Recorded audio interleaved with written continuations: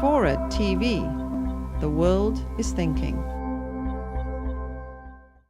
I've watched a lot of crazy people on the internet, truth movements, things like that, saying how much of the American budget and things is supported by the money that comes in from drugs.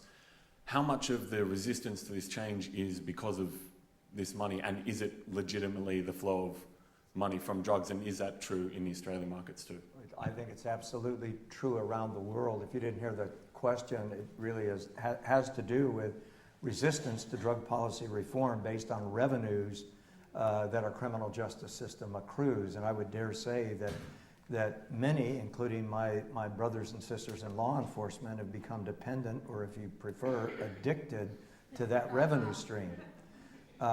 You start looking at those who oppose drug policy reform, at the top of the list would have to be drug dealers, because it will put them out of business. You take those profits and drop them down to some reasonably manageable level, they got to find some other line of work. Bad people and greedy people will find new ways to be bad and greedy. I don't think there's any question about that.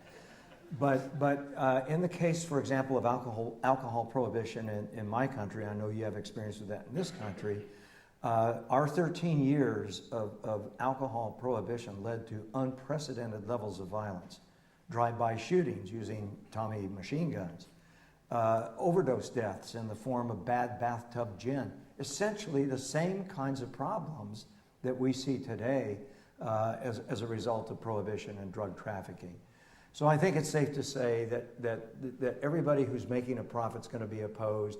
Those whose budgets are essentially bolstered by drug enforcement money, they'll be opposed. We were talking earlier, our corrections officials, corrections officers are the strongest public union in the United States, bar none, certainly in the state of California.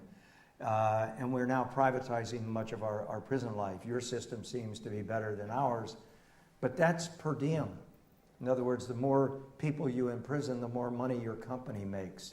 I think making profit off the criminal justice system, which deals fundamentally with social justice, is immoral.